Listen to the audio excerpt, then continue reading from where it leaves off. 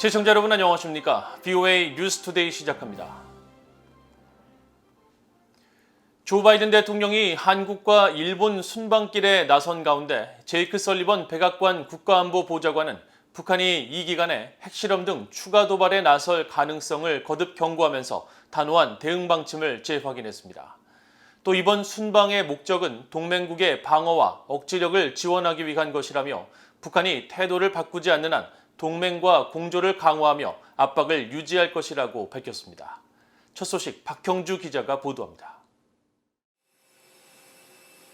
조 바이든 대통령이 19일 낮 한국, 일본 방문을 위해 전용기로 출발한 뒤 제이크 설리번 국가안보보좌관은 기내 브리핑을 통해 이번 순방 기간 북한의 미사일이나 핵실험 등 추가 도발 가능성을 거듭 경고했습니다.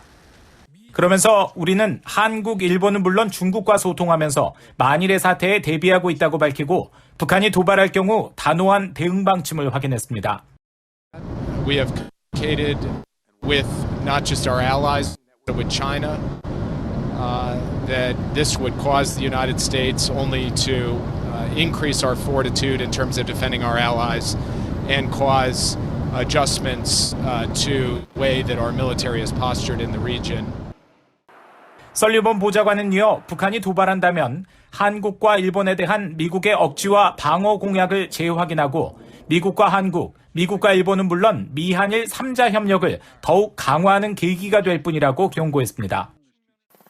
If something does occur, it will only serve to reinforce and highlight the fact that the United States is going to be engaged in the Indo-Pacific, is going to be a stalwart ally, and is going to stand up to and not shrink from any acts of aggression. 북한의 비핵화 협상 복귀를 위해 미국이 무엇을 할 것이냐는 질문에는 한반도의 완전한 비핵화 진전을 위해 전제 조건 없이 북한과 만날 준비가 돼 있다는 바이든 행정부의 기조를 재확인했습니다. 특히 미국은 행동 대 행동 원칙에 따른 진전을 제안했지만 북한은 의미 있거나 건설적인 외교에 관여할 의사를 전혀 나타내지 않았다고 지적했습니다. 설리번 보좌관은 그러면서 북한이 태도를 바꾸지 않는 한 미국은 대북 압박과 함께 도발에 대한 단호한 준비 태세를 유지할 것이라고 밝혔습니다. And as long as they continue to refuse to do so, we'll continue to stay on the course we're on, which is to impose pressure, to coordinate closely with our allies, and to respond to provocations with clarity and decisiveness. 설리번 보좌관은 이번 순방의 핵심 메시지는 미국이 우리의 동맹을 위해 이곳에 왔고 한국과 일본의 방위와 억지력을 제공하는 것을 돕기 위해 여기에 왔으며 우리는 어떤 위협이나 공격에도 단호하게 대응할 것이라는 점이라고 밝혔습니다. VOA 뉴스 박형주입니다. 미국 국무부가 북한과 이란 등 5개 나라를 대테러 비협력국으로 다시 지정했습니다. 토니 블링컨 국무장관은 19일 연방관보에 공개된 공고문 초안에서 무기수출 통제법과 대통령 행정명령 13637호에 따라 이란과 북한, 시리아, 베네수엘라, 쿠바를 미국의 대테러 노력에 협조하지 않는 나라로 지정하고 이를 의회에 통보한다고 밝혔습니다. 지난 11일 서명된 이 공고문은 20일 공식 게시가 예고됐으며 미국의 대테러 비협력국에 대해서는 미국의 국방 관련 물품을 비롯해 서비스의 수출과 판매가 금지됩니다.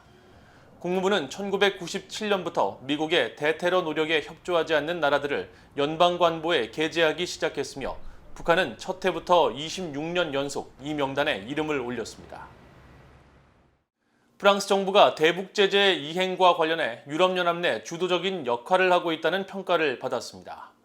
국제 자금 세탁 방지 기구는 17일 공개한 프랑스에 대한 자금 세탁과 테러 자금 조달 방지 상호 평가 보고서에서 프랑스 정부는 유럽연합과 국제적 수준에서 확산 금융과 관련된 정밀 금융 제재 이행을 위한 충분한 방안을 갖추고 있다고 밝혔습니다.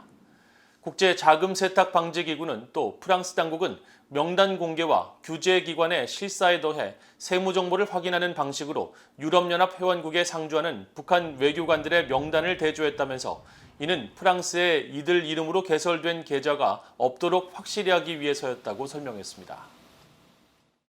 최근 한국 윤석열 대통령 취임식에 미국 측 사절단으로 방한했던 민주당의 아미베라 하원 의원이 북한이 핵실험을 재개하면 미국은 한국, 일본 등과 함께 제재로 대응할 것을 확신한다며 북한의 추가 도발을 자제할 것을 경고했습니다. 또 오는 21일 미한 정상회담에서 북한에 대한 신종 코로나 바이러스 백신과 치료제 지원을 위해 양국 간 논의가 이뤄질 것으로 전망했습니다. 베라 의원을 이조은 기자가 인터뷰했습니다. 미국 민주당의 아미베라 하원 외교위원회 아시아태평양 소위원장이 18일 VOA와의 전화 인터뷰를 통해 한국 윤석열 대통령 취임식에 참석해 윤 대통령과 당국자들로부터 들은 한국 새 정부의 외교안보 정책 기조에 대한 소견을 밝혔습니다.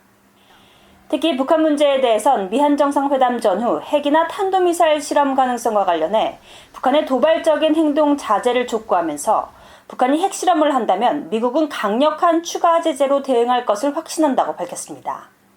I would hope that the North Koreans know better than to do a nuclear test, but should they do it, I'm certain that the United States, along with Korea, along with Japan, would, and perhaps the United Nations, would continue to impose sanctions, continue to isolate North Korea.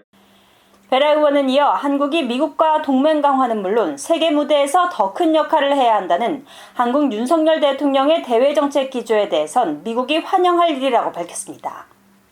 윤 대통령이 강조한 한국에 대한 확장 억지 강화와 관련해 미국이 할 수 있는 구체적 조치가 무엇이냐는 질문엔 주한미군 유지를 거론하면서 한국에 대한 미국의 장기적인 방위 공약과 한반도 긴장 완화를 위해 할 수 있는 모든 것을 해야 한다고 밝혔습니다. 미중 경쟁 속 윤 대통령이 중국 견제 목적의 협의체 쿼드와 협력하겠다는 의사를 분명히 한 것과 관련해선 한국이 중국에 초점을 맞추지 않아도 된다는 입장을 밝혔습니다. I'm pleased that President Yoon is willing to work with the members of the Five Coalition, Australia, India, the United States, and Japan, as well as to take a bigger role in the region and globally. I wouldn't characterize that as being against China. Without focusing on China, I think they could focus on building the relationship with other democratic allies in the region. 베라 의원은 또 윤석열 대통령이 한국과 일본 관계를 저해온 문제를 해결하겠다는 의지를 보였다면서 영내 문제 가운데 미한일 삼국공조 강화에 대한 기대감도 밝혔습니다. VOA 뉴스 이조은입니다. 북한 당국이 최근 신종 코로나 바이러스 확산 사실을 공식 발표한 것과 관련해 제재가 북한에 대한 인도적 지원에 걸림돌이 돼서는 안 된다고 미국 하원의 민주당 앤디 레빈 의원이 밝혔습니다. 레빈 의원은 지난 17일 트위터 글을 통해 코로나 사태는 북한 주민들이 백신은 물론 기본적인 의약품과 의료 서비스에 거의 접근할 수 없다는 사실을 상기시킨다며 미국은 제재가 시급히 필요한 인도 지원이 주민들에게 전달되는 것을 막지 않도록 해야 한다고 지적했습니다. 그러면서 자신이 민주당의 에드워드 마키 상원의원과 동반 발의한 대북 인도 지원 개선 법안은 비영리 단체들이 제공하는 인도 지원이 북한 주민들에게 전달될 수 있도록 할 것이라며 의회 법안 통과를 촉구했습니다. 앞서 레빈 의원과 마키 의원은 지난해 3월 대북 인도 지원 사업이 신속하게 진행되도록 제재 규정 일부 수정 내용의 대북 인도 지원 개선 법안을 재상정했지만 민주당과 공화당 주류의 호응을 받지 못하고 1년 넘게 상하원 외교위에 각각 계류 중입니다. 국제인권단체인 휴먼 라이츠 워치가 오는 21일 한국 서울에서 열릴 미한 정상회담과 이어 일본에서 개최되는 쿼드 정상회의에서 북한 인권 문제가 핵심 의제로 다뤄져야 한다고 밝혔습니다. 존 시프턴 휴먼 라이츠 워치 아시아 국장은 19일 VOA에 지난 수년간 국제사회에서는 북한에 인권 문제가 없고 억압적 전체주의 정부가 존재하지 않는 것처럼 인권 문제 제기를 거의 하지 않았다면서 미한 양국 정상은 향후 북한과의 협상에서 인권 문제를 핵심적으로 다룰 것임을 이번 정상회담에서 약속해야 한다고 지적했습니다.